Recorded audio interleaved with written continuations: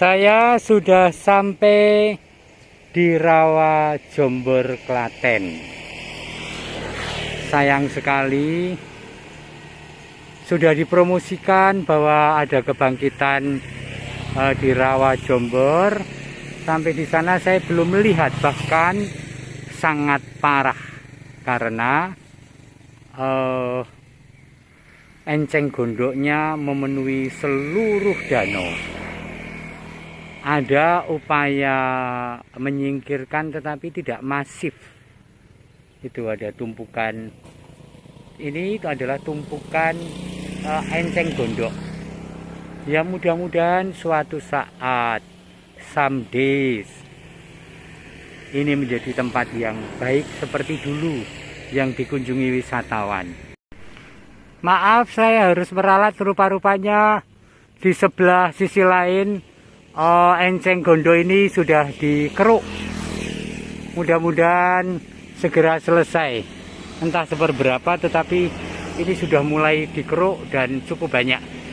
Ya, dan warung-warung sudah berdandan untuk menyambut wisatawan. Mungkin Lebaran nanti menjadi gongnya, mudah-mudahan. Dan ini membangkitkan dunia usaha. Yuk kita lanjutkan, saya akan keliling danau ini.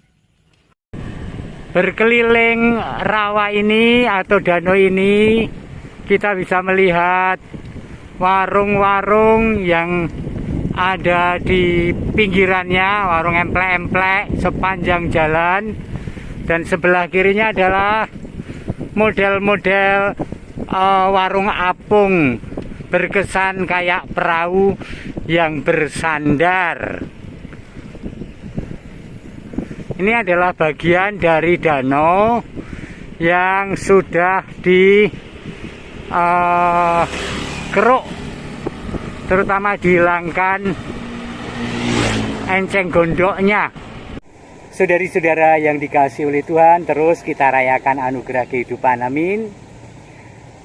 Masih oleh-oleh dari rekoleksi para imam dalam pembaruan janji imamat Selasa Minggu Suci kemarin. Dalam diskusi, saya teruskan diskusi kami, ada banyak yang seru. Di antaranya adalah apakah sakramen tobat atau sakramen pengakuan dosa itu bisa dilakukan secara online, secara streaming. Jadi tidak berjumpa langsung di kamar pengakuan antara peniten dan imamnya, tetapi entah melalui telepon, entah melalui video call. Dimungkinkan tidak. Seru diskusi ini dan mendekati kesetujuan karena analogi dan logika bahwa itu bisa dilakukan. Tentu saja yang berwenang, yang punya otoritas gereja yang bisa mengatakan ini, tetapi bolehlah diskusi tentang itu. Nah, kasus-kasus ada begini kasusnya. Kan ada banyak paroki yang melakukan live streaming tentang ibadat tobat yang diikuti dengan absolusi umum. Jadi ada ibadat tobat dilakukan secara streaming atau online, dan kemudian romonya memberi absolusi umum untuk umat yang membuka channel itu, dan itu dikatakan sebagai absolusi umum yang sah.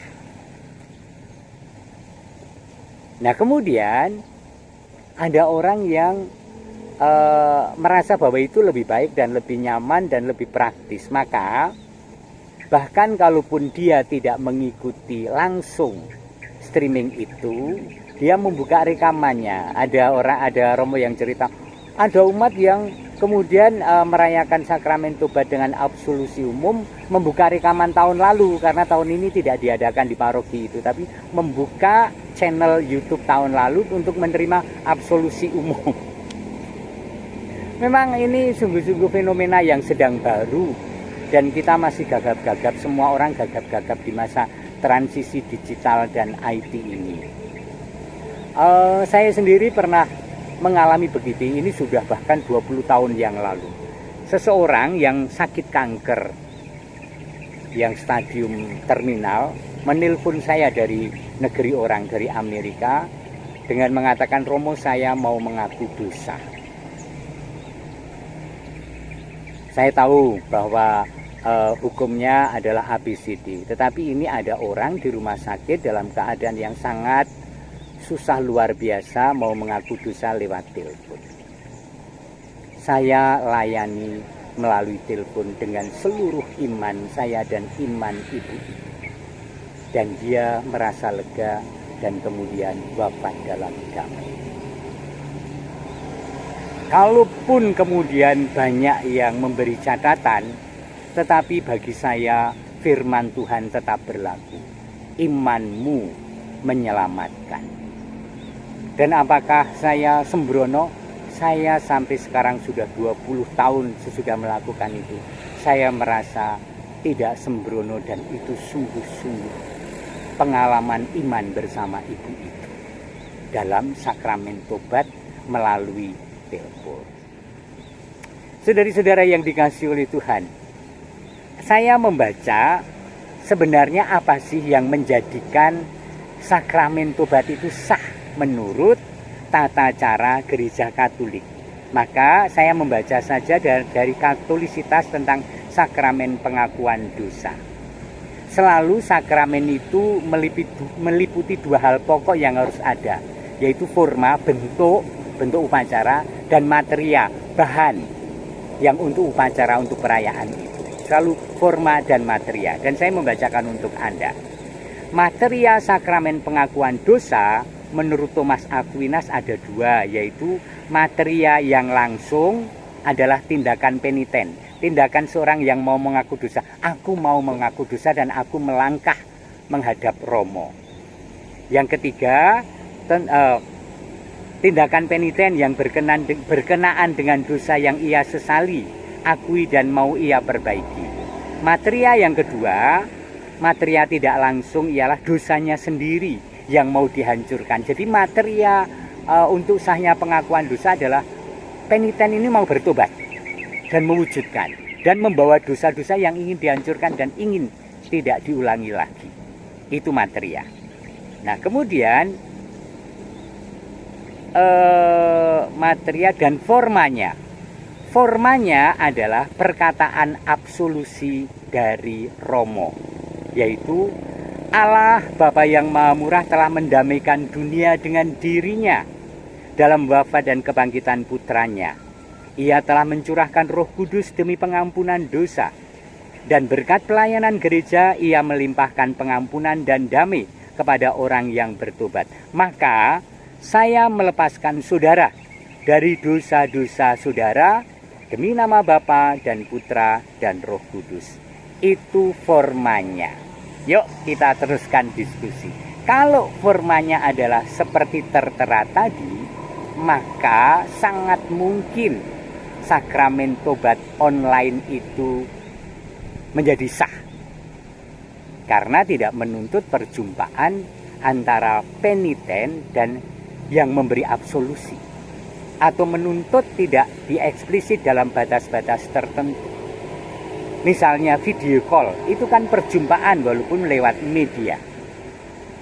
Video call perayaan sakramen tobat. Nah, kemarin itu ada yang pro dan kontra, tetapi banyak yang lebih oke, kalau ini oke, kalau babonnya saja katanya, kalau induknya saja yaitu sakramen Ekaristi pun dianjurkan dirayakan dari rumah, dan kemudian yang dia rayakan itu adalah kehadiran Tuhan Yesus.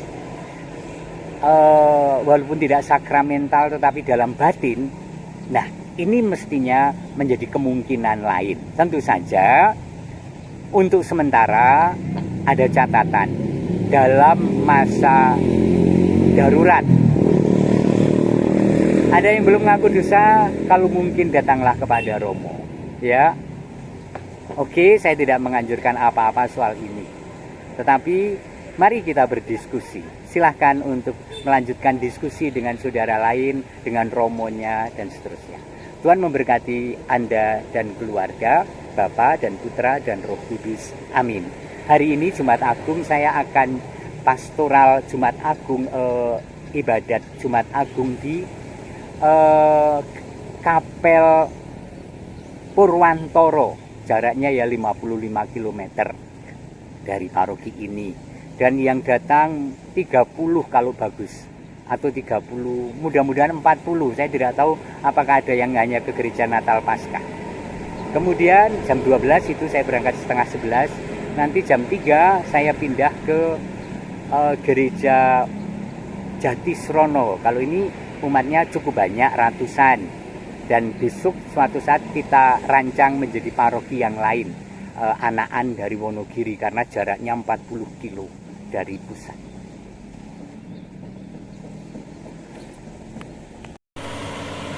Lihat di depan kita, mesin pengeruk pagi-pagi sudah mulai bekerja. Mudah-mudahan segera menyelesaikan proyek pembersihan rawa ini dari enceng gondok yang sangat menguasai. Enceng gondok ini sangat cepat bertumbuh, jadi seolah-olah balapan dengan perkembangan enceng gondok. Setahun lalu saya sepedaan dari Wedi ke sini bersama beberapa romo lain, masih bersih, tetapi begitu ke sini sekarang kaget, penuh enceng gondok. Di sana ada bukit. Kami pernah ke bukit itu, tetapi saya tidak tahu sekarang untuk apa. Dulu untuk rekreasi. Mudah-mudahan sudah dilengkapi dengan warung.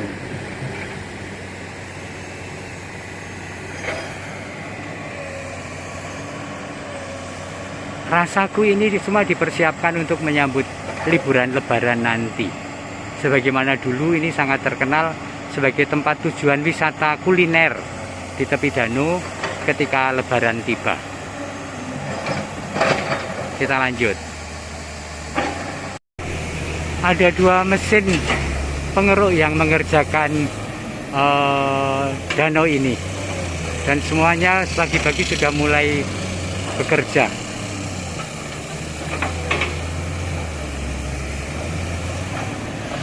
Dan inilah hasil kerja mesin itu, berupa tumpukan enceng gondok.